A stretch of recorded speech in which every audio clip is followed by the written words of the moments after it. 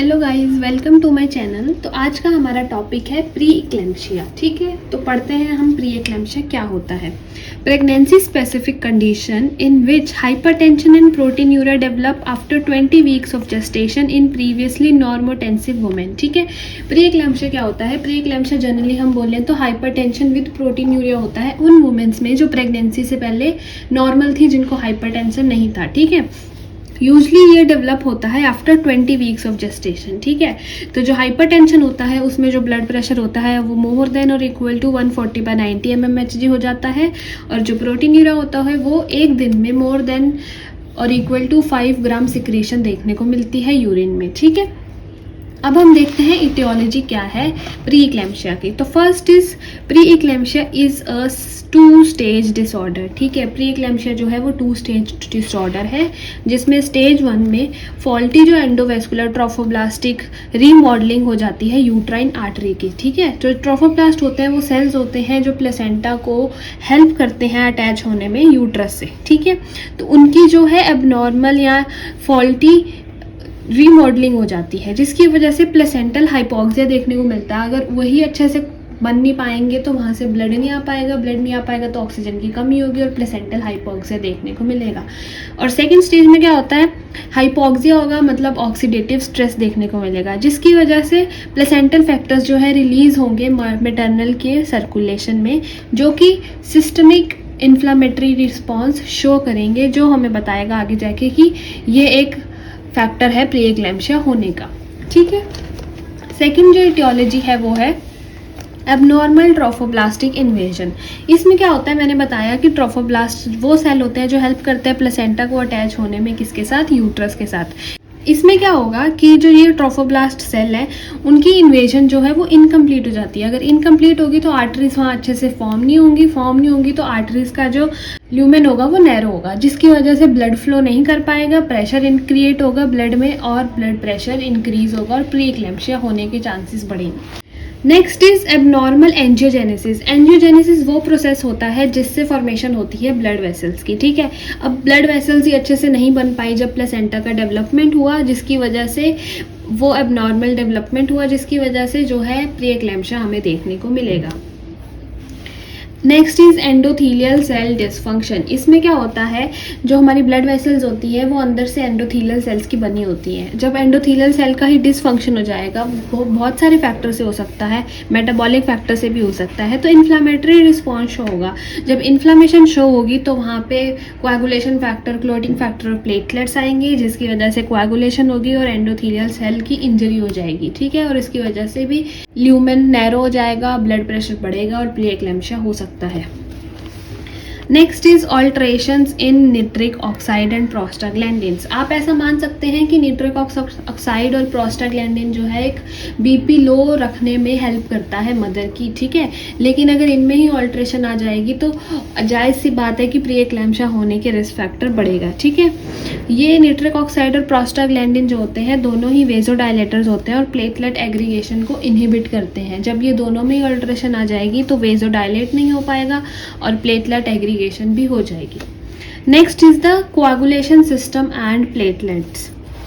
इसमें क्या होता है कि हमने ऊपर देखा कि एंडोथीलियल डिसफंक्शन हो जाएगी, जिसकी वजह से वहाँ पे बहुत सारे प्लेटलेट्स और कोएगुलेशन फैक्टर्स आ जाएंगे, जो कि एक्टिवेट कर देंगे हमारे वहाँ पे इन्फ्लामेटरी रिस्पॉन्स को, और बाद में यहाँ से हो जाएगा हमारा डिसेमिनेटेड इंट्रावेस्कुलर कोएगुलेशन। ठीक है, इंट्रावेस्कुलर जो होगा वेसल्स के अंदर का जो ल्यूमन होगा वो फिर से नैरो हो जाएगा, जिसकी वजह से जो है हाइपरटेंशन होगा।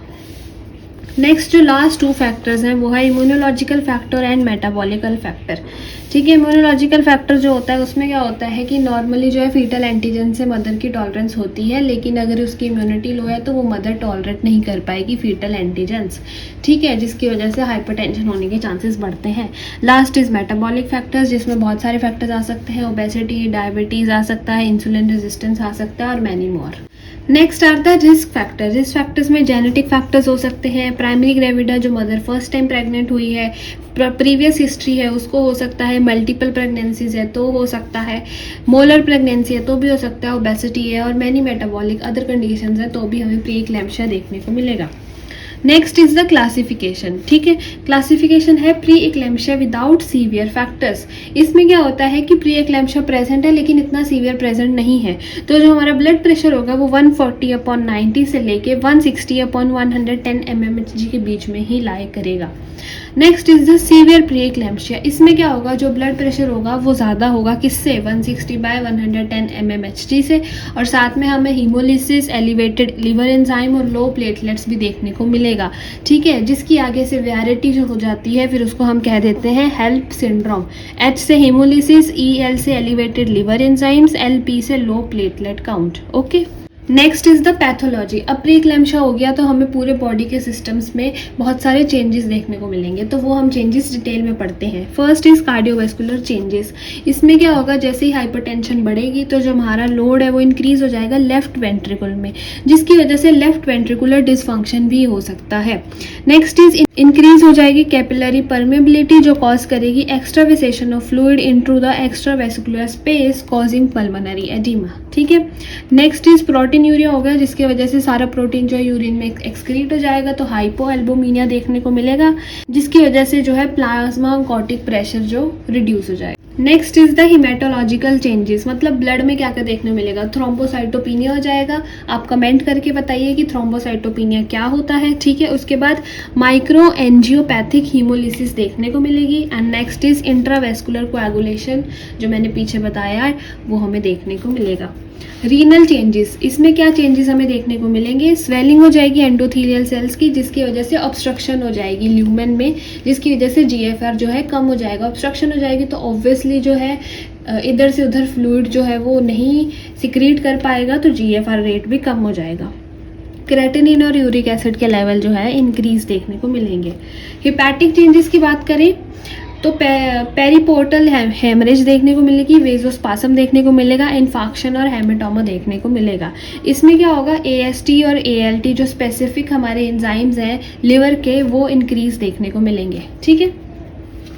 Next is central nervous system. Central nervous system में कन्वर्जेंस देखने को मिलेगी, कॉर्टिकल और सब कॉर्टिकल हेमरेजेस देखने को मिलेंगे, ठीक है।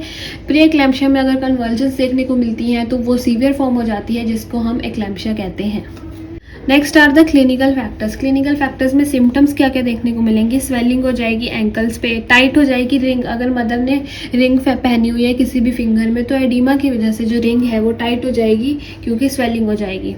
हेडेक देखने को मिलेगा, पेशेंट की स्लीप डिस्टर्ब हो जाएगी, यूरिनरी आउटपुट कम हो जाएगी, जो कि मोस्टली लेस देन 400 ml पर 24 आवर हो जाती है, ठीक है। और एपिगैस्ट्रिक पेन देखने को मिलेगा। Epigastric pain is the specific symptom जो हमें प्री एक्लेम्पशिया में देखने को मिलता है। साइंस क्या देखने को मिलेंगे, वेट गेन होगा, इंक्रीज BP देखने को मिलेगा, एडीमा और pulmonary oedema. Next is the management, ठीक है। मैनेजमेंट हम अब क्या करेंगे प्री एक्लेम्पशिया में, एम्स ऑफ मैनेजमेंट हमारे क्या होंगे कि हमें अर्ली आइडेंटिफाई करना है, कॉम्प्लिकेशंस को प्रिवेंट करना है, मेंटेन करना है पेशेंट का कंफर्ट एंड रेस्ट, और रिड्यूस करना है रिस्क, ठीक है। सबसे पहले हम प्रोफाइलैक्सिस करेंगे। प्रोफाइलैक्सिस का मतलब होता है कि अगर मदर रिस्क पर है तो हम कैसे प्रिवेंट करेंगे कि वो प्री एक्लेम्पशिया ना डेवलप करे, ठीक है। First is aspirin. एस्पिरिन देंगे हम पेशेंट को, ठीक है, जो कि 70 से 80 mg डेली देंगे, और कैल्शियम सप्लीमेंट्स देंगे साथ में, जो कि 1000 mg पर डे हमें देना होता है।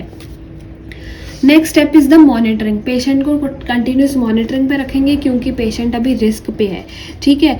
तो हम उसके सारे ब्लड टेस्ट कराएंगे, जिसमें CBC, हिमेटोक्रिट, प्लेटलेट काउंट देखेंगे, इवेल्युएशन करेंगे फीटस की, ठीक है। NST जो कि होता है नॉन स्ट्रेस टेस्ट, और बायोफिजिकल प्रोफाइल भी चेक करेंगे, वाइटल्स असेस करेंगे और यूरिनालिसिस करते रहेंगे। Next is the anti hypertensive drugs, ठीक है। मैनेजमेंट में पेशेंट को हाइपरटेंशन है तो हम एंटी हाइपरटेंसिव्स ही देंगे, लेकिन यहाँ पे कुछ है एंटी हाइपरटेंसिव्स जो है कॉन्ट्राइंडिकेटेड होते हैं, ठीक है। जो हम ड्रग दे सकते हैं वो है लेबेटालॉल, निफिडिपिन, मिथाइल डोपाइन, हाइड्रोलेजिन, ठीक है। इनके डोजेस यहाँ पे लिखे हुए हैं और मोड ऑफ एक्शन यहाँ पे लिखे हुए हैं, ये ड्रग हम दे सकते हैं। जो ड्रग कॉन्ट्राइंडिकेटेड होते हैं प्रेगनेंसी में वो होते हैं ACE inhibitors, beta blockers, angiotensin receptor blockers और डायरेटिक्स। डायरेटिक्स हाइपरटेंशन में जो होता है वो कॉन्ट्राइंडिकेटेड होता है, लेकिन हम जब पेशेंट को पॉलीहाइड्रोमिनास है तब हम डायरेटिक्स दे सकते हैं।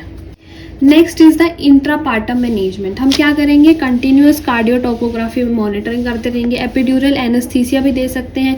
अगर सर्विक्स अनफेवरेबल है तो प्रोस्टाग्लैंडिन्स दे सकते हैं और फोलिस कैथेटर दे सकते हैं। किसके लिए, सर्विक्स को राइप करने के लिए, ठीक है। अगर कोई भी ऑब्स्टेट्रिक इंडिकेशन नहीं है सी सेक्शन के लिए तो हम लेबर को इंड्यूस कराएंगे, अगर लेबर इंड्यूस नहीं हुआ है, ठीक है। कंट्रोल करेंगे बीपी, मैग्नीशियम सल्फेट तभी देंगे जब कन्वल्जन्स आ रहे हैं उसको, ठीक है, अदरवाइज नहीं देंगे। और फ्लूइड मैनेजमेंट करेंगे। नेक्स्ट इज पोस्टपार्टम मैनेजमेंट का क्या करेंगे, जैसे ही मदर की डिलीवरी हो गई तो हम उसे कंटिन्यू मॉनिटरिंग पे रखेंगे, ठीक है। बीपी चेक करते रहेंगे उसका टाइम टू टाइम। अगर प्रिवेंट करना है हमें पीपीएच, ठीक है, अगर हमें दिख रहा है कि पीपीएच के चांसेस बढ़ सकते हैं डिलीवरी के बाद तो हमें पहले ही प्रिवेंशन स्टेप्स लेने हैं। थ्रोम्बोप्रोफाइलैक्सिस भी करेंगे, कंटिन्यू करेंगे एंटी हाइपरटेंसिव ड्रग्स। लास्ट में हम मदर को हेल्थ एजुकेशन देंगे जिसमें हम मदर को बताएंगे कि उसको न्यूट्रिशियस बैलेंस्ड डाइट खानी है, लिमिट करना है सॉल्टी फूड, ठीक है, फूड वही खाना है जिसमें रफेस ज़्यादा हो, और अवॉइड करना है अल्कोहल और तंबाकू, लिमिट करना है कैफीन इनटेक, ठीक है। So this was our topic जो कि था प्री एक्लैम्शिया। अगर आपको वीडियो अच्छी लगी हो तो प्लीज़ लाइक करिए, चैनल को सब्सक्राइब करिए और ऐसी वीडियोस देखने के लिए।